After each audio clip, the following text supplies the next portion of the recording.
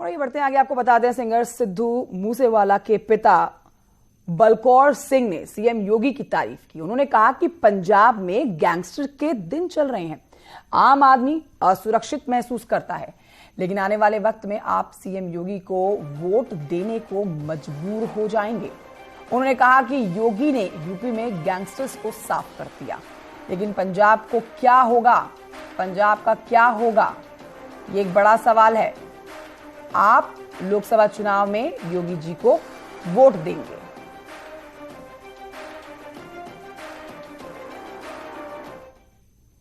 इन्हां दे हौसले पै गए, मेरे घर तक वड़ गए, हथ पा के देखण होर किसे नूं, और सरकारां साडीआं लिलड़ियां कढदियां ने।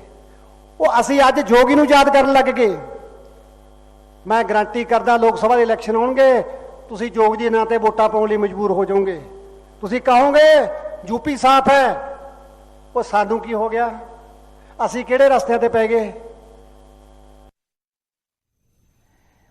तो सिद्धू मूसेवाला के पिता की ओर से सीएम योगी की तारीफ पर डिप्टी सीएम ब्रजेश पाठक का बयान आया सामने। उन्होंने बताया कि देश की बात करने वाले सभी लोगों का मानना है कि उत्तर प्रदेश की कानून व्यवस्था बेहतर है।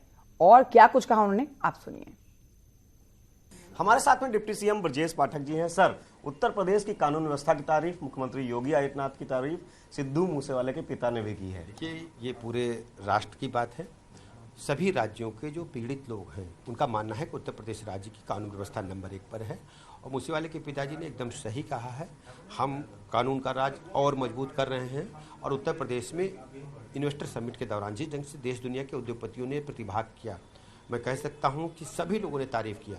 और इंफ्रास्ट्रक्चर में भी हम नंबर 1 पर हैं और आर्थिक मोर्चे पर भी नंबर 1 पर आने वाले हैं। हम अपराध पर जीरो टॉलरेंस की नीति के तहत काम कर रहे हैं और मजबूती करेंगे। किसी भी व्यक्ति को कानून तोड़ने का हक और अधिकार प्रदेश में नहीं है। और ये बढ़ते हैं आगे, आपको बताएंगे केंद्रीय राज्य मंत्री कौशल किशोर ने बेहतर लॉ एंड ऑर्डर के लिए सीएम योगी की तारीफ की। सिद्धू मूसेवाला के पिता के बयान पर उन्होंने कहा कि यूपी में कानून व्यवस्था शानदार है और पूरे देश में योगी सरकार के कानून व्यवस्था की गूंज है। इसी तरीके से जहां जहां कानून व्यवस्था का देखेंगे पंजाब की, तो हालत आप देख ही रहे हैं क्या है कानून व्यवस्था के मामले में। मगर उत्तर प्रदेश में आदरणीय योगी आदित्यनाथ जी कानून व्यवस्था के मामले में बहुत चुस्त दुरुस्त है। कानून व्यवस्था ठीक है और वहाँ पर जो है किसी भी प्रकार के जो अपराधी हैं या तो उत्तर प्रदेश छोड़ के चले गए या जेल में हैं, और अगर अपराध करने की हिम्मत जुटाते हैं तो फिर उनके खिलाफ कठोर कार्रवाई माननीय मुख्यमंत्री जी के द्वारा की जाती है। निश्चित तरीके से इसका जो इसकी गूंज जो है पूरे देश में है। योगी आदित्यनाथ जी की कानून व्यवस्था की पूरे देश में इसकी गूंज है और पूरे देश में अपराधियों में एक डर पैदा हुआ है और लोगों के अंदर एक विश्वास भी पैदा हुआ है। और ये आपको बताते हैं डिप्टी सीएम केशव प्रसाद मौर्य ने भी एक बड़ा बयान दिया है। उनका कहना है कि यदुवंशी राष्ट्रवादी हैं और इसलिए लोकसभा चुनाव में यादव समाज बीजेपी के साथ ही रहेगा। वहीं अखिलेश यादव पर उन्होंने तंज कसा और कहा कि वो अवसरवादी हैं, चुनाव हारने के बाद मंदिर जाने लगते हैं। ममता बनर्जी भी पहले मंदिर नहीं जाती थी, अब मंदिर जा रही हैं। सुनिए। जनता पार्टी के साथ चाहे अगड़ा वर्ग हो, चाहे पिछड़ा वर्ग हो, चाहे अनुसूचित वर्ग हो, चाहे अनुसूचित जनजाति वर्ग हो, और पिछड़े वर्ग में चाहे वो हमारे यदुवंशी भाई बहन हो, वह सब माननीय मोदी जी को दिल से चाहते हैं। वो चाहते हैं कि मोदी जी के नेतृत्व में हमारा देश आगे बढ़ रहा है, देश की सीमाएं सुरक्षित हैं, तुष्टीकरण की राजनीति समाप्त हो गई है, भ्रष्टाचार पे लगाम लगाने का काम हुआ है। और वह यह भी जानते हैं कि समाजवादी पार्टी का कोई भविष्य नहीं है राष्ट्रीय राजनीति में। तो इस बात को ध्यान में रख करके मेरा विश्वास है, मैं बहुत लंबे समय तक राष्ट्रीय स्वयंसेवक संघ के स्वयंसेवक के रूप में, विश्व हिंदू परिषद के संगठन मंत्री के रूप में मैं ऐसे लोगों के बीच में रहा हूँ। बहुत सारे मेरे ऐसे मित्र भी हैं जो व्यक्तिगत तौर से मिलने में स्वीकार करते हैं कि भाई जब प्रदेश का चुनाव आता है तो हम लोग जातिवाद की ओर जाते हैं, इस बात को हम स्वीकार करते हैं। लेकिन जब देश का चुनाव आता है तो हम जातिवाद नहीं करेंगे, हम राष्ट्रवाद करेंगे और हम हिंदुत्व के रास्ते पर चलेंगे, हम विकास के रास्ते पर चलेंगे, हम भ्रष्टाचार मुक्त भारत बनाने के रास्ते पर चलेंगे, आत्मनिर्भर भारत बनाने के रास्ते पर चलेंगे। क्योंकि मोदी जी के नेतृत्व में जो डबल इंजन सरकार के माध्यम से कार्य हुआ है, ममता बनर्जी जी हैं वह भी पहले विरोध करती थी और बाद में उनको भी मंदिर जाना पड़ा। जब वहाँ नवरात्रि का अवसर आता है, दुर्गा पूजा होती है, तो उसमें फिर वो सरकारी खजाने से पैसा देना भी उन्होंने शुरू किया। वही हाल श्री अखिलेश यादव जी का है। जब सत्ता में थे तो रोजा अवतार की पार्टियाँ, राम भक्तों पर गोलियाँ, शिव भक्तों पर लाठियाँ, और जो भी हिंदू त्यौहार हों उनमें व्यवधान डालना और उनको परेशान करना, और जो दंगे करें उनका संरक्षण करना, अपराधियों की मदद करना, यह उनका चरित्र रहा है। लेकिन 2014 में जब लोकसभा चुनाव हार गई समाजवादी पार्टी, 13 में भी थे वो मुख्यमंत्री, लेकिन कुंभ का मेला था उस समय डुबकी लगाने नहीं गए। लेकिन 14 का चुनाव हारने के बाद उन्हें मंदिर भी याद आने लगा, उन्हें कुंभ भी याद आने लगा, उन्हें हिंदुत्व भी याद आने लगा। तो यह तो अवसरवादी लोग हैं। अगर विचारधारा कोई सच्ची है तो वो भारतीय जनता पार्टी की है।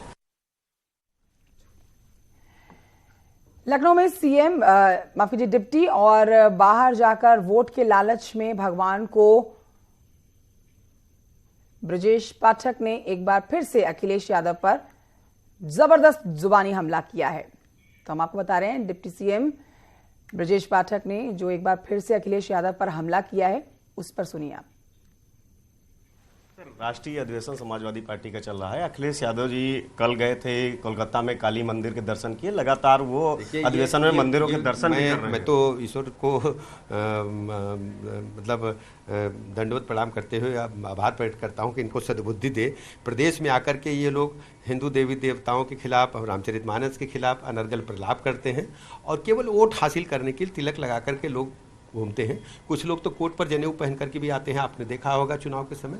ये सब चुनावी स्टंट है और हम सब लोग भारतीय जनता पार्टी का एक एक कार्यकर्ता माननीय प्रधानमंत्री जी की गरीब कल्याण योजनाओं को लेकर जन जन में है और प्रधानमंत्री जी की योजनाओं को जनता ने सहज स्वीकार किया है। उत्तर प्रदेश का लाइन ऑर्डर नंबर 1 पर है। हम 2024 में 80 में 75 से अधिक सीटें जीतेंगे। पुनः आदरणीय प्रधानमंत्री नरेंद्र मोदी जी के नेतृत्व में प्रचंड बहुमत की सरकार बनेगी। जौनपुर पहुंचे निषाद पार्टी के राष्ट्रीय अध्यक्ष संजय निषाद ने गठबंधन को लेकर बड़ा बयान दिया। उन्होंने कहा कि बीजेपी और निषाद पार्टी का गठबंधन त्रेता का गठबंधन है। उन्होंने कहा कि बीजेपी से बात हो चुकी है, निकाय चुनाव में जहां मेरा कार्यकर्ता जीतने लायक होगा, जहां मेरा समीकरण होगा, वहां जिताएंगे। वो जौनपुर के शाहगंज महोत्सव में शिरकत करने पहुंचे थे। सेना देकर रावण राज खत्म करके दिखाया था, उसी तरीके से निषाद राज की सेना देकर शाहगंज नहीं पूरे प्रदेश में मैंने भी रावण राज खत्म करके। तो कार्यक्रम के दौरान की तस्वीरें आपको हम दिखा रहे हैं। इस कार्यक्रम में जो बड़ी बातें कही गई हैं वो सुना भी रहे हैं आपको। जौनपुर पहुंचे थे निषाद पार्टी के राष्ट्रीय अध्यक्ष संजय निषाद, जिनकी तरफ से गठबंधन को लेकर बड़ा बयान दिया गया है।